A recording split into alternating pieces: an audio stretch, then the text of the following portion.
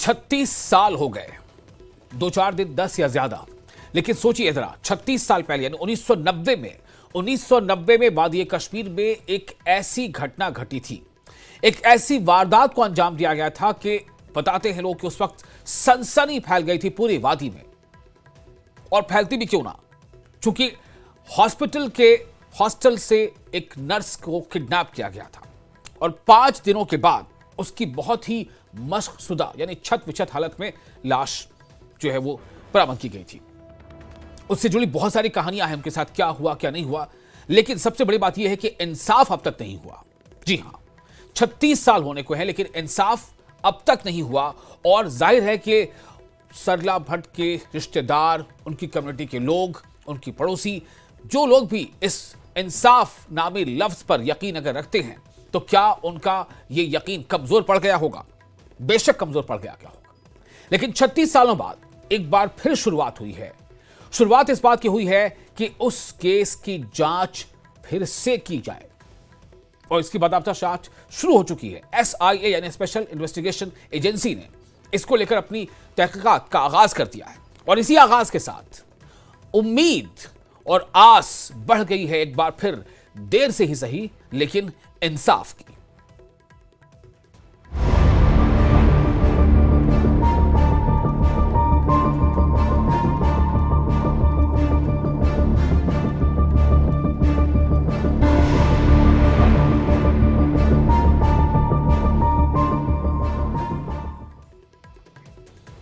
तो जम्मू कश्मीर में state investigation agency यानी SIA ने कई जगहों पर छापेमारी की है। यह छापेमारी 1990 में कश्मीरी पंडित महिला सरला भट्ट के अपहरण यानी किडनैपिंग और कत्ल के मामले से जुड़ी है। SIA यानी स्पेशल इन्वेस्टिगेशन एजेंसी की टीम ने अलग अलग लोकेशंस पर दबिश दी और इस पुराने केस से जुड़े सबूत और सुराग जुटाने की कोशिश की। मामला 3 दशक पुराना है, बल्कि 3 दशकों से ज्यादा पुराना है, लेकिन एजेंसी इसे सुलझाने के लिए नए सिरे से जांच कर रही है। कार्रवाई में लोकल पुलिस भी मौजूद है। बताया जा रहा है कि यह ऑपरेशन लंबा चल सकता है क्योंकि केस से जुड़े कई पहलू अब भी सामने आने बाकी हैं। अब जाहिर है 35-36 साल जब हो गए हैं तो कई ऐसे मामले, कई ऐसे सबूत हो सकता है कि वहां तक पहुंच बनाने में मुश्किल हो। यह छापेमारी यासिर मलिक के घर पर भी हुई है। तो 36 साल जिसके हो चुके अब, लेकिन उम्मीद जो है वो कितनी पुख्ता है, ये उम्मीद कितनी पुख्ता है। और एक ऐसे वक्त में कि जबान पर जब ये बात आती है कि 36 साल हो गए अब क्या होगा, 35 साल हो गए अब क्या होगा, तो क्या वाकई ये एक नई उम्मीद है? और इस उम्मीद से जुड़े जो तार है वो क्या है, और ये उम्मीद और कितने लोगों को उम्मीद जगा रही है? ऐसे और कितने मामले में इस तरह का जो है शुरुआत हो सकती है, इस पर हम चर्चा करेंगे। हमारे साथ के खास मेहमान जुड़ चुके हैं। हमारे साथ है अमित रैना, जो स्पोक्स पर्सन है रूट्स के और ये एक्टिविस्ट है, खासतौर से कश्मीरी पंडित बिरादरी, उनके लिए ये काफी काम करते हैं। Doctor Abhijit Jasrotia, spokesperson BJP, और advocate Aditya Gupta, youth vice president PDP। आप तमाम लोगों का बहुत बहुत इस्तकबाल है और मैं उम्मीद करता हूं कि कुछ और मेहमान हमारे साथ, कुछ और पैनलिस्ट जुड़ेंगे। तो जसरोटिया साहब, सबसे पहले मैं आपके पास आना चाहता हूं। मैं चाहूंगा थोड़ा सा आप इस पर पहले थोड़ा इस पर रोशनी डालें, इस पूरे मामले पर, और साथ ही साथ ये कि कितनी उम्मीद अब 36 सालों बाद इस केस की दोबारा जांच की शुरुआत से बनी है। 2-3 चीजें हैं। उम्मीद तो पूरी तरह से है ही है, लेकिन बात ये आती है, वैसे कहावत है justice delayed is justice denied जी। लेकिन अगर मुझे लगता है कि अगर आप जस्टिस को एकदम साइड पे रखते हैं और बोलें कि अब बहुत ज्यादा हम इसके ऊपर नहीं काम हो सकता, या किसी भी चीज को लेकर किसी भी चीज का अगर आप बोलकर और उसके ऊपर कार्रवाई रोक देते हैं, मुझे लगता है ये नाइंसाफी है और उसे इंसाफ नहीं नाइंसाफी कहा जाएगा। और सबसे बड़ी बात ये आती है कि जो कुछ भी वहां पर हुआ, और खासकर 87 के बाद और 90 के उस दशक के अंदर जो लोगों के साथ हुआ है, आज तक उसके ऊपर काफी कुछ है जिसके ऊपर हमें जानना भी है। और ये भी जानना है वो कौन दोषी थे जिनके कारण जो कश्मीरी हिंदू, कश्मीरी मुसलमान एक दूसरे के साथ प्यार इखलाक के साथ रहा करते थे। कोई किसी की ईद मनाता था तो कोई किसी की शिवरात्रि में उसके घर जाया करता था। अगर इनके बीच में ये दरार डाली गई, और वो कौन चंद लोग, वो कौन गुनाहगार थे जिसके कारण वहां पर खून की नदियां बहाएगी और जेलों में इतना खून बहा कि जिसका कोई हिसाब किताब नहीं है। लेकिन अब काफी कुछ हो चुका है और अब वो टाइम आ चुका है कि सबको इंसाफ मिले। और ये इंसाफ की प्रक्रिया तभी शुरू होगी जब माननीय प्रधानमंत्री श्री नरेंद्र मोदी जी ने 2014 में इस देश का पदभार संभाला था जी। और उस समय के बाद अगर आप देखें, जब कार्रवाई होना शुरू हुई, यहाँ पर ऐसे ऐसे लोग थे जिनका नाम लिया जा रहा है, जिनकी तस्वीरें भी आप दिखा रहे हैं, भले वो शबीर शाह, यासीन मलिक, बीटा कराटे, इन जैसे लोग हैं। इनको उपाधियां दी गई, किसी को नेल्सन मंडेला की उपाधि दी गई, किसी को गांधी कहा गया।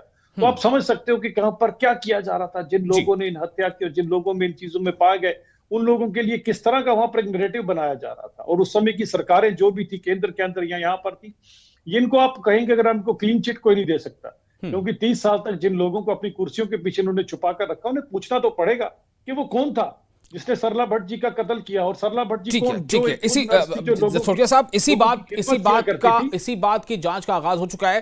फर्स्ट मैं रिएक्शन यही लेना चाह रहा था कि दरअसल 36 सालों बाद अगर ये इसकी शुरुआत हुई है तो ये कितनी उम्मीद अफजा ये पहल है। मैं इसी क्वेश्चन को लेकर थोड़ा दूसरे अपने तमाम मेहमानों से पहले फर्स्ट रिएक्शन ले लूं। हमारे साथ मौजूद है, जैसे मैंने पहले आपको बताया था कि अमित रायना जो स्पोक्स पर्सन है रूट्स कश्मीर के और कश्मीरी पंडित एक्टिविस्ट भी हैं। अमित जी, मैं फर्स्ट रिएक्शन आपका चाहता हूं।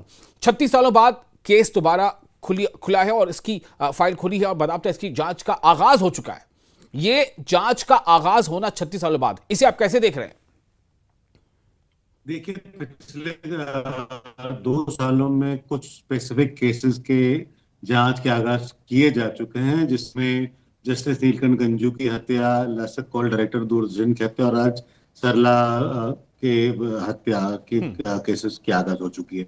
समस्या आगाज की नहीं है, समस्या है कि आज भी 250 एफआईआर की आगाज हो चुकी है और आप उनको कन्विक्शन लेवल पे नहीं लेके आ पा रहे, आप उनको क्लोज नहीं कर पा रहे। तो आगाज का जब अंजाम ही नहीं तो उस आगाज का क्या करेंगे?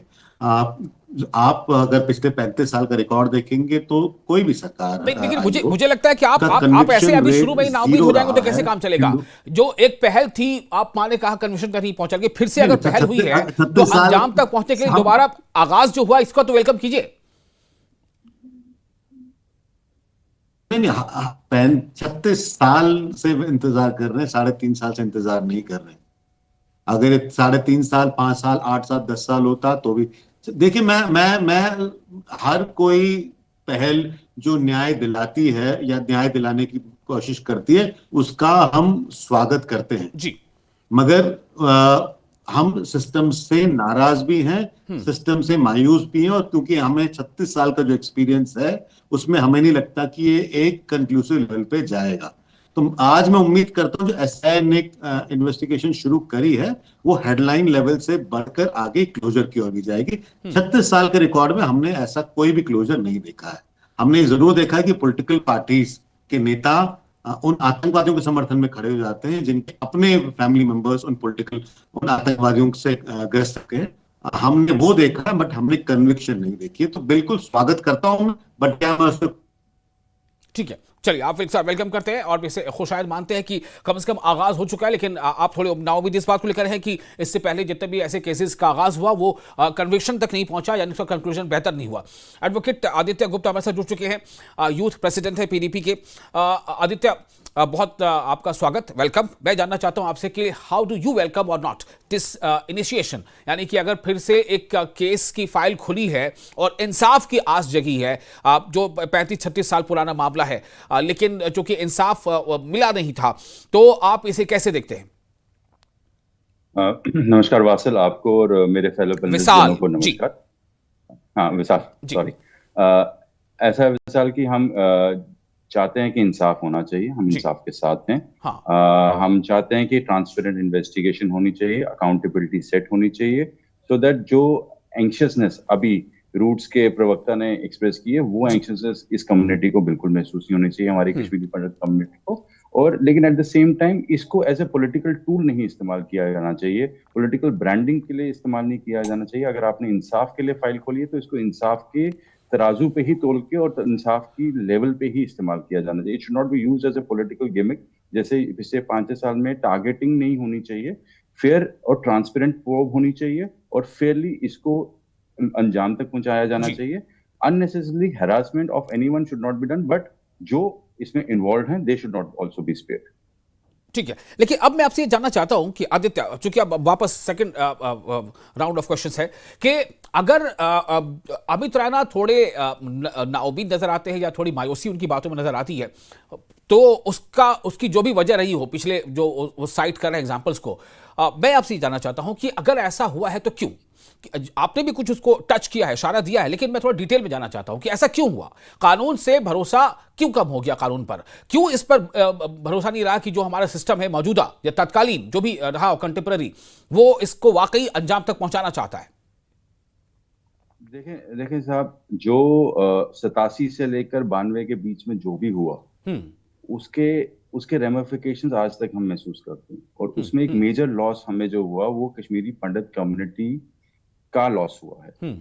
यू कैन नॉट, आपको कभी भी जम्मू कश्मीर पूरा नहीं दिखेगा अगर कश्मीरी पंडित कश्मीर का हिस्सा नहीं है। बिल्कुल, ये एक ट्रेजेडी है जो जम्मू कश्मीर के साथ हुई है। हाँ। कि उसके अपने प्रवासी उस जगह कंफर्टेबल नहीं रह सके। लेकिन आज तक कभी भी ये कभी ऐसा नहीं आप कह सकते कि किसी ने कोई एफर्ट नहीं किया कि इस कम्युनिटी को वापस लाया जाए, इस कम्युनिटी को सेटल किया जाए। इनकी अपनी एंग्शियसनेस हैं, this anxiousness have to be addressed. और अगर अमित रैना जी ये बात बोल रहे हैं तो वो अपने पास एक्सपीरियंसेस के ऊपर बोल रहे हैं, लेकिन I think he should not B, ऐसा भी नहीं है कि ब्लेंडेडली कोई भी किसी ने एफर्ट नहीं किया है। अगर मैं अपनी ही सिर्फ पार्टी के एफर्ट के टाइम पे बता सकता हूँ, पोस्ट 2002 में 2003 के बाद सरकार पहली बार बनी है, एफर्ट हमेशा किया गया है पीडीपी की तरफ से कि कश्मीरी पंडित राइट्स और उनको वापसी दिलाई जाए।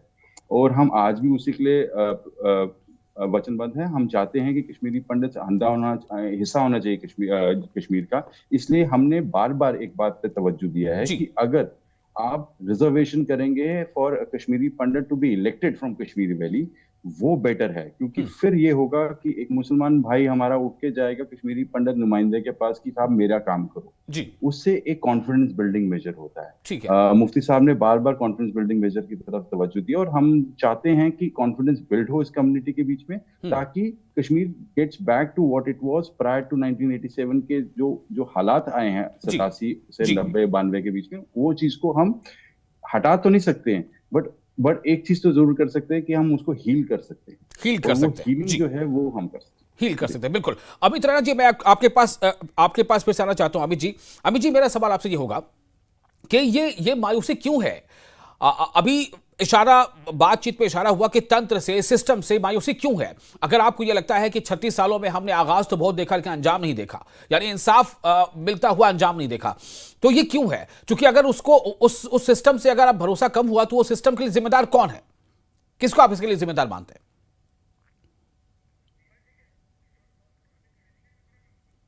अच्छा, अमित जी तक आवाज हमारी नहीं पहुंच पा रही है। जसरोटिया जी, मैं आपके पास आना चाहता हूं। अभिजीत जसरोटिया हमारे साथ मौजूद हैं, बीजेपी के स्पोर्ट्सपर्सन। अभिजीत जी, ये नाउमीदी क्यों थी? अच्छा, आवाज मिल रही क्या? अभिजीत जी, आप हमें सुन पा रहे हैं? अमित रैना जी, आप हमें सुन पा रहे हैं? हाँ जी, आवाज आ रही है जी जी, चलिए ठीक है। मेरा सवाल मैं दोहरा देता हूं। अभी जी, सवाल मेरा ये था कि आपने अपने पहले जो अभी स्टेटमेंट दिया, जो बातचीत की, उसमें काफी थोड़ी मायूसी झलकी, नाउमीदी झलकी। हम तो बात उम्मीद और आस की कर रहे हैं। आपका ये कहना है कि पिछले 36 सालों में हमने आगाज तो बहुत देखा ऐसा, लेकिन उसका अंजाम नहीं हुआ, मतलब इंसाफ के साथ। तो अगर नहीं हुआ तो उसके लिए जिम्मेदार कौन है? क्या आप सिस्टम को जिम्मेदार मानते हैं? क्या आप किसी फर्द वाहिद या कम्युनिटी वाहिद, किसे जिम्मेदार मानते हैं आप? नहीं, देखिए, इसके जिम्मेदार एक इस देश की एग्जीक्यूटिव है और उसके बाद जुडिशरी है। एग्जीक्यूटिव इसलिए है क्योंकि कश्मीरी पंडित जो कम्युनिटी है वो एक वोट बैंक नहीं है।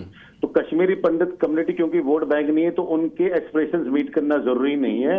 अगर उनके एक्सप्रेशंस दबा के, उनका जस्टिस दबा के किसी और कम्युनिटी को अपील किया, तो फिर आप ये कहना चाहते हैं कि जो वोट बैंक होता है उसी को सिर्फ इंसाफ मिलता है, जो वोट बैंक नहीं होता उसके लिए क्या इंसाफ के दरवाजे बंद रहते हैं? बिल्कुल होता है, और ये रिपीटेड हिस्ट्री है। अब आप देखिए, उसके बाद जब न्याय की बात आती है तो लास्ट होप होती है जुडिशरी की। जो जुडिशरी एक स्ट्रे डॉग्स पे सो मोटो कॉग्निजेंस लेने को तैयार है, जो जुडिशरी बीसीसीआई में कैसे क्रिकेट चलाए उस पर सो मोटो कॉग्निजेंस लेने को तैयार है, वो जुडिशरी 35 साल से एक समुदाय जिसका नरसंहार हो रखा है, जाति सहार हो रखा है, अपने घर से बेघर है, उस पर कॉग्निजेंस लेने को तैयार नहीं है। ये एक निरंतर, लेकिन वो तो एक हिस्सा हुआ ना, हर मामले का जो कोर्ट में ट्रायल होता है, इंसाफ मिलता है, या तो क्या हर मामले का मतलब कॉग्निजेंस लेने से ही मामला आगे बढ़ता है क्या? उसके वो तो एक पार्ट है। कभी 100 केसेस में 2 केसेस ऐसे होते हैं कि कॉग्निजेंस लिया जाता है तो उस पर बात आगे बढ़ती है, कोर्ट जो है स्वतः संज्ञान ले ले। यहाँ पे एक क्राइम की बात नहीं हो रही है, यहाँ पे क्राइम अगेंस्ट ह्यूमैनिटी की बात हो रही है। अगर आप क्राइम अगेंस्ट ह्यूमैनिटी को सीरियसली नहीं ले सकते तो फिर एक संविधान के बेसिक जो पैरामीटर्स हैं आप उसी के धज्जियां उड़ा रहे हैं। तो अमित रैना को ये लगता है कि अगर इंसाफ नहीं मिला तो इसके लिए सीधे सीधे सिर्फ और सिर्फ जुडिशरी जिम्मेदार है? उसके लिए एग्जीक्यूटिव भी जिम्मेदार है और जुडिशरी भी जिम्मेदार है, क्योंकि एग्जीक्यूटिव ने जो पहला कदम लेना चाहिए था, अगर देखिए बड़ा इंटरडिपेंडेंट है, अगर जुडिशरी ने कश्मीरी पंडितों के पिटीशन को रिजेक्ट कर दिया तो एग्जीक्यूटिव का बिल्कुल रोल था कि स्टेप इन करके एक SIT फॉर्म कर लेती, NIA को हैंडओवर केस कर देती, मगर नहीं किया। 36 साल में अब 0 कन्विक्शन पर बैठे हुए हैं, 0 कन्विक्शन। 1500 से ज्यादा लोग मारे जा चुके हैं, 5 लाख से लोग ज्यादा बेघर हैं, आपकी कन्विक्शन रेट 0 है। और एग्जीक्यूटिव सिस्टम देखिए क्या कर रहा है, शैला राशिद को वापस सिस्टम में लाता है, सेडिशन के केसेस हटा देता है। आप सज्जाद लोन को वापस पॉलिटिकल अपॉर्चुनिटी देते हैं, वो फैमिली जो इन्वॉल्व थी टेररिज्म में। उसके बाद आप जमात इस्लामी को बैन तो कर देते हैं, मगर उनके मेंबर्स को इनडायरेक्ट फंडिंग करके वापस पॉलिटिकल सिस्टम में ले आते हैं।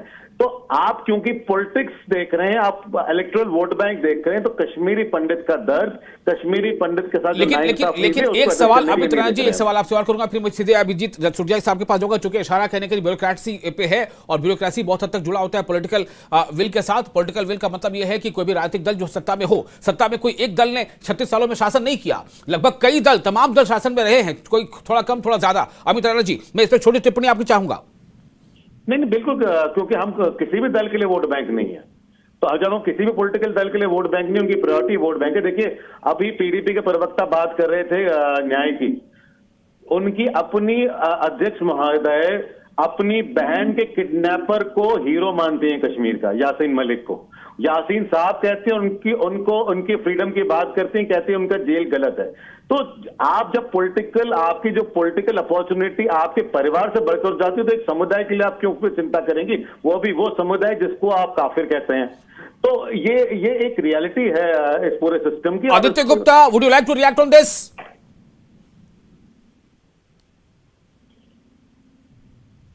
मैं आपके सामने आपके छाना बिछाना खड़ा हो रहा हूं। आपको लगा, आप एक्सपेक्ट कर रहे थे कि PDP का आदमी आया है वो तो हमारे खिलाफ ही बोलेगा। ये नोशंस जो आप अपने दिमाग में लेकर घूमते हैं, आप इसको लेके चले बाहर। फैक्ट ये है कि जस्टिस के साथ हम हैं, हम भी यही कहते हैं कि पॉलिटिसाइज नहीं होना चाहिए। और आप ये बार बार इसको कहते हैं वोट बैंक। सर आप मुझे बताएं कि अगर आप इस टाइम पे इस जगह बैठ के अगर आप एक्यूज कर रहे हैं of any political party you want to accuse, I am asking you my friend, who stopped you to fight a letter to the Chief Justice of Jammu and Kashmir High Court or to the Chief Justice of India to ask him for an initiation? आप भी तो roots नाम की organisation के प्रवक्ता हैं। I have been to Supreme Court 3 times. I have a petition, I have a curative petition, and I have a review petition. तो फिर तो सर आपको जो आपके साथ खड़े होते हैं ना, also a petition pending in Jammu and Kashmir High Court for the last 15 years. हम डिबेट पे लड़ने के लिए नहीं आते हैं, हम लोगों के लिए आते हैं, उनकी बात जो बात सही है उसके साथ खड़े हैं। अब दिक्कत ये है कि आपका जो फॉर्मेट है या जिस तरीके से आप अपने आप को सेल आउट करते हो, वो चीज आप नहीं कर पा रहे। I think you should be happy, government कर रही है, सब पॉलिटिकल पार्टीज आपके साथ है, सब चाहते हैं इंसाफ हो। तो अगर सब चाहते हैं कि इंसाफ हो तो आपको उसमें दिक्कत क्या है? जस्टिस वानी ने कहा कि आपका क्या फॉर्मेट नहीं हो रहा क्या पूरा? क्योंकि शौरी केस यहाँ कोई एजेंडा के साथ आप आते हैं डिबेट्स पे, मुझे इसको बेल देना पड़ रहा है। ये बहुत बड़ा ही अजीब सी बात है जी कि अगर कह के इनको सपोर्ट करो तो ये सो कॉल्ड नॉमिनी जो बैठ के हैं दे ओनली स्टॉप इट। आपसे मैंने पूछा आपकी मोहतरमा महबूबा क्यों सपोर्ट करती हैं यासीन मलिक जैसे आतंकवादी को, आप उसका जवाब दीजिए। आपको किसने कहा है? आपको अरे फिर यासीन मलिक वाज आइडेंटिफाइड नहीं है। आपको अपने पार्टी का स्टैंड नहीं पता? ठीक है, एक मिनट देखिए, ऐसा है अभी जी मुझे लगता है कि हम लोग अभी इस टॉपिक से थोड़ा सा डाइवर्ट हो जाएंगे, इसको थोड़ा सा बिल्कुल इतना नहीं, हम जिस मुद्दे पर अभी हमसे बात करने दीजिए। अभिजीत जसोटिया, मैं आपके पास आना चाहता हूं। ब्यूरोक्रेसी पे सवाल लगभग सब लोग उठा रहे हैं। ब्यूरोक्रेसी का पार्ट, ब्यूरोक्रेसी जुड़ा होता है पॉलिटिकल विल के साथ। अभिजीत, क्या हुआ होगा आखिर? ऐसा क्यों माना जा रहा है? कश्मीरी पंडित बिरादरी इस बात से क्यों नाला है, क्यों अफसोस कर रहा है कि 36 सालों में कोई भी केस जो है, आगाज तो हुआ, फाइल तो खुली, लेकिन वो फाइल बंद इस तरह से नहीं हुई कि इंसाफ मिल जाता? कौन जिम्मेदार है? देखिए विशाल साहब, मैं दो तीन चीजों को क्लियर करता हूँ जरा हर एक चीज। जहां तक रही बात अमित रैना साहब ने जो बात कही है, पॉलिटिकल विल तो लैक की ही है यहाँ पर, इसमें कोई दो राय नहीं है। अगर आप देखें कब से हुआ, 87 से शुरू हुआ रिगिंग के बाद, 90 के दशक के अंदर जो एक्सोडस हुआ, 90 के दशक के अंदर जो जिस तरह से अभी शैला जी की बात जिस तरह से देख लिए टीका लाल टपलू और फिर नीलकंठ गंजू जी हो गए, इन सब की जो बात की जा रही है आपके सामने, ये सबका सब हुआ है वहां पर। और जब हुआ है उस समय कौन यूनिफाइड कमांड को हेड कर रहा था? कौन जब टीकाला टपलू जी को गोलियों से भूना जा रहा था और उनके ऊपर जो टेररिस्ट गोलियां बरसा रहा था, वो एक एक बूंद पानी को तरस रहे थे, और उन्होंने टेररिस्ट ने फिल्मी स्टाइल में हवा में बंदूक खिलाते हुए कहा, जो एक भी पानी की बूंद से दिखा उसको भी गोली मार दूंगा। इस तरह का जब हो रहा था वहां पर, तो कौन था वहां पर? यूनिफाइड कमांड को कौन हेड कर रहा था? कौन था मुख्यमंत्री? और 700-800 मीटर की दूरी पर कौन बैठा हुआ था? क्या इस चीज का जानना जरूरी नहीं है? और यहाँ पर जहां तक रही बात पॉलिटिकल विल की बात रही या बाकी भी चीजें रही, एक बार तो जब केस आया तो एक जज साहब तो इतने ज्यादा दुख हो गया उनको कि देखिए किस तरह से आप केस पेश कर रहे हैं, इस केस के अंदर तो कोई आप फैक्ट्स रख ही नहीं रहे सामने, मैं क्या करूं? तो पॉलिटिकल विल तो लैक की। अगर पॉलिटिकल विल लैक ना करती तो क्यों किसी को हम नेल्सन मंडेला और गांधी की उपाधि देते? 30-30 साल तक इन लोगों ने अपनी कुर्सियों के पीछे इनको छुपा कर रखा। इंसाफ कब मिला? इंसाफ मिला 2014 के बाद, जब यहाँ पर सरकार आई और उसके बाद जब आहिस्ता आहिस्ता चीजों पर कार्रवाई होना शुरू हुई। आज ये तीनों के तीनों आपको कहां नजर आते हैं? सभी के सभी जेल में नजर आते हैं। तो की जा रही है कार्रवाई सबके ऊपर, बख्शा तो एक को भी नहीं जाएगा और बख्शना चाहिए भी नहीं। मेरा सवाल सिर्फ यही था अभिजीत जी कि ये 35-36 सालों में कोई भी ऐसी पॉलिटिकल पार्टी नहीं जिसको शासन का मौका नहीं मिला हो, तो क्या हर पार्टी जिम्मेदार है? जिनको सिवाय भारतीय जनता पार्टी के सबको शासन का मौका मिला है यहाँ पर, और जिनको मिला है उनके सामने ही है। लेकिन आज जो भी 5-6 सालों से यहाँ पर कार्रवाई हुई है, वो शायद तभी हुई है कि जब केंद्र में भारतीय जनता पार्टी की सरकार है। अमित रैना जी, क्या ये बात सही है? वुड यू एग्री कि भारतीय जनता पार्टी को मौका नहीं मिला, उसे चांस नहीं मिला, उसे समय नहीं मिला कि वो कार्रवाई करती और आपको इंसाफ दिलाती? 2014 के बाद जम्मू कश्मीर में अगर किसी का पॉलिटिकल रूल रहा है, इनडायरेक्टली डायरेक्टली, वो भारतीय जनता पार्टी का रहा है। देश में भी अगर किसी का रूल रहा है तो भारतीय जनता पार्टी का रहा है।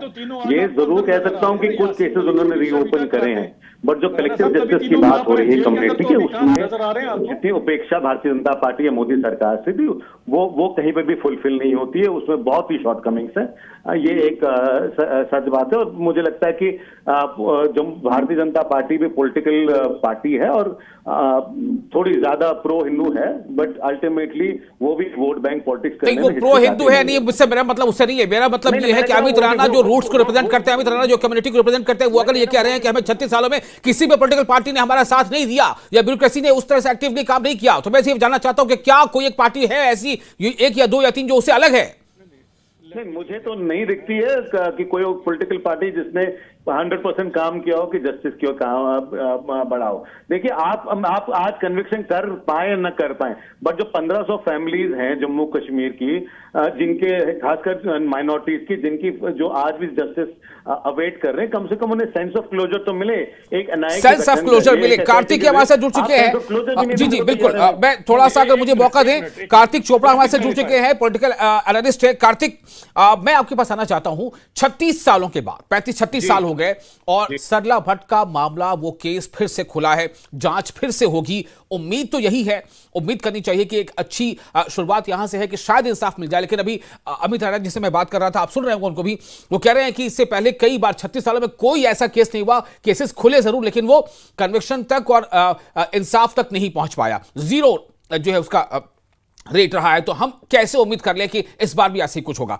मैं आपका फर्स्ट रिएक्शन जानना चाहता हूं कि अगर 36 सालों बाद सरला भट्ट का केस शुरू हुआ है तो how do you react this? बहुत अच्छी बात है कि फाइनली कोई तो इस केस को खोल के इसकी इन्वेस्टिगेशन कर रहा है।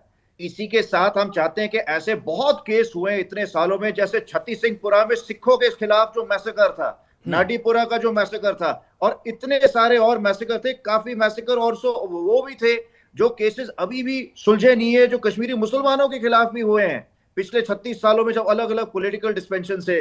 आप एक बार गौर करिए, जब सुप्रीम कोर्ट का जजमेंट आया था upholding of abrogation of article 370, उसमें उन्होंने सजेशन दी थी for the institution of a peace commission. तो हम चाहते हैं कि वो पीस कमीशन से थोड़ा और बढ़ के एक जुडिशियल कमीशन ऑफ इंक्वायरी हो, जिसमें जितने ऐसे केसेस हैं जो जिन पे कोई कार्रवाई नहीं हुई या जिनको दबाया गया पिछले 36 सालों में, उनके फैमिलीज जो है, फैमिली मेंबर वो केस लेके आए और ये कमीशन जो है मॉनिटर करे हर केस को, तभी तो क्लोजर आएगा। नहीं तो सिंगल इंडिविजुअल केसेस को अलग अलग तरीके से कौन मॉनिटर करेगा? तभी पूरे कम्युनिटी को, पूरे के पूरे कश्मीर के जो बाशिंदे हैं, चाहे जौन से भी कम्युनिटी से हो, उनको क्लोजर मिलेगी। आखिर एवरीबडी वांट्स आंसर्स कि what happened all those years ago, if the Sikhs were wiped out in Chhattisinghpura, why was there no proper investigation? Who committed those crimes? It is not, or every community has suffered in the last 36 years. इसमें एक transparency आनी चाहिए, एक judicial commission of inquiry हो जो बैठे, जैसे आपके राइट्स होते हैं, राइट्स के बाद आपका कमीशन ऑफ इंक्वायरी बैठता है, जुडिशियल कमीशन बैठता है, इसी तरह इसमें भी कुछ हो। हमारी तो यही मांग रही है इतने साल। ठीक है कार्तिक, मैं एक सवाल छोटा सा आपसे ये भी करना चाहूंगा कि जो आप बातें कह रहे हैं कश्मीर के बारे में, कहा जाता है कि जैसे अभी ये भी कह रहे थे, हमारे साथ एडवोकेट आदित्य भी है, पीडीपी के वाइस प्रेसिडेंट है, माफ कीजिएगा यूथ प्रेसिडेंट है, वो भी कह रहे थे कि हीलिंग की जरूरत है। क्या ऐसे मामलों में बोलने से लोग डरते हैं, हिचकिचाते हैं, खुलकर कोई बादी की बात कहना नहीं चाहता कि फिर भी वो जो हीलिंग का जो मामला है वो शायद कहने के उस पर प्रभावित हो जाएगा, वो असरअंदाज हो जाएगा? क्या ये मामला है? हीलिंग लाने के लिए सबसे पहले जिसका दिल तड़प रहा है उसको चाहिए सुनवाई, उसको चाहिए कहीं जाके वो अपनी पूरी बात कहे कि उसके ऊपर, उस खानदान के ऊपर, उसके परिवार के परिजन जो मारे गए थे क्या बीती। जब कोई उसको सुनने के लिए तैयार नहीं है तो हीलिंग कहां से आएगी? ठीक है आदित्य गुप्ता, मैं आपके पास आना चाहता हूं, कैसे ये हीलिंग का प्रोसेस कैसे पूरा हो सकता है? हीलिंग का मतलब क्या है कि एक जख्म भर रहा है, 4 और जख्म हरे हो जा रहे हैं, क्या ये मतलब है?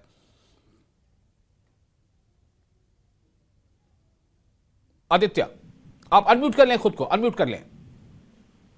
अनम्यूटेड जी। मेरा सीधी सी बात है, 1987 से लेकर 96 के बीच में जितनी माइग्रेशन हुई हैं, वो एक कश्मीरी पंडित पूरी की पूरी कम्युनिटी माइग्रेट हुई है। ठीक है, उनको एक हीलिंग चाहिए। एट द सेम टाइम इस पूरे दौर में, पिछले 30 साल के दौर में, ना सिर्फ एक कैसे कश्मीरी पंडित को इफेक्ट हुआ, कश्मीरी सिख भी मारे गए, कश्मीरी मुसलमान भी मारे गए, और एट द सेम टाइम उस जस्टिस को लाने के यूज में प्रोसेसेस को या एजेंसीज को यूटिलाइज किया गया है on to a larger extent पिछले 5-6 साल में टू कंटिन्यू कि आप टारगेटिंग, मैंने आपको बोला कि टारगेट नहीं होना चाहिए, ये ट्रांसपेरेंसी से ही होनी चाहिए, क्योंकि अगर आपने सरला भट्ट का केस खोला है तो इसकी इन्वेस्टिगेशन ट्रांसपेरेंट होनी चाहिए, अकाउंटेबिलिटी सेट होनी चाहिए और लोगों के सामने सीधी चीज रखनी चाहिए। उससे कॉन्फिडेंस बिल्डिंग होगा कि हम एक्चुअली कर रहे हैं। अदरवाइज ये फिर से जो अमित रैना जी को लग रहा है, जो इस चीज को वो पॉइंट आउट करना चाहते हैं, वो अल्टीमेटली वो साबित हो जाएगी। There has to be a there is required to be a justice giving will होनी चाहिए, जो इंसाफ देने की होनी चाहिए, ना कि इसको पॉलिटिकल प्लेटफॉर्म की तरह यूज किया जाना चाहिए कि जनाब पीछे इसने ये किया और उसने ये किया और आज हम ये कर रहे हैं। मतलब इस मामले का एक सोल मोटो हो के इंसाफ मिले, ना कि कोई पॉलिटिकल गेन के लिए इसको एडवर्टाइज करे या उस पर चर्चा करे या जो भी करे। आप ये कहना चाह रहे हैं? जी बिल्कुल। जी ठीक है।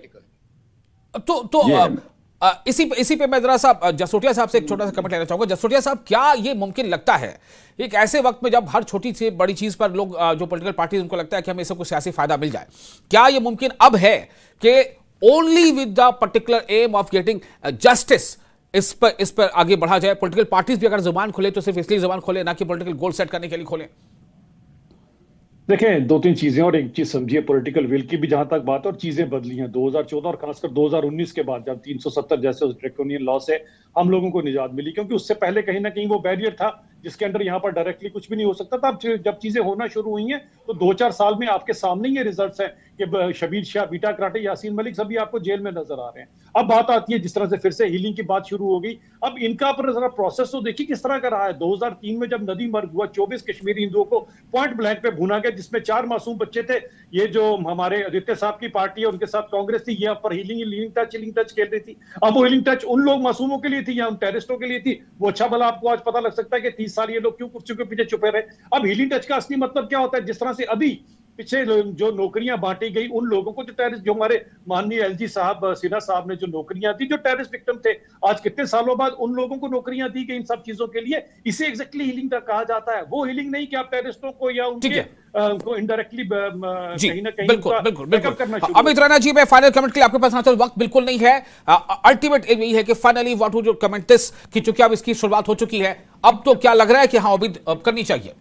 आपने सुन लिया बहुत पॉलिटिकल कमेंट भी। जी, उम्मीद पे दुनिया कायम है और उम्मीद पे ये समुदाय भी इंतजार कर रहा है और हम चाहते हैं कि हमारी जो शंकाएं हैं वो गलत प्रूव हो और इस देश का सिस्टम, इस देश का जस्टिस डिलीवरी मैकेनिज्म हमको गलत प्रूव करे और जस्टिस डिलीवर करे। बट 36 साल का जो रिकॉर्ड है कहीं ना कहीं मायूसी, हम ह्यूमन से हम में मायूसी लाता है। देखिए, क्राइम का सबसे बड़ा डिटरेंट पनिशमेंट होता है और वो ठीक है, आपने उम्मीद जाहिर की है, ये बहुत बड़ी बात है। चलिए, शुक्रिया आप तमाम पैनलिस्ट का इस खास विषय पर अपना वक्त देने के लिए। हमें दे इजाजत और आप बने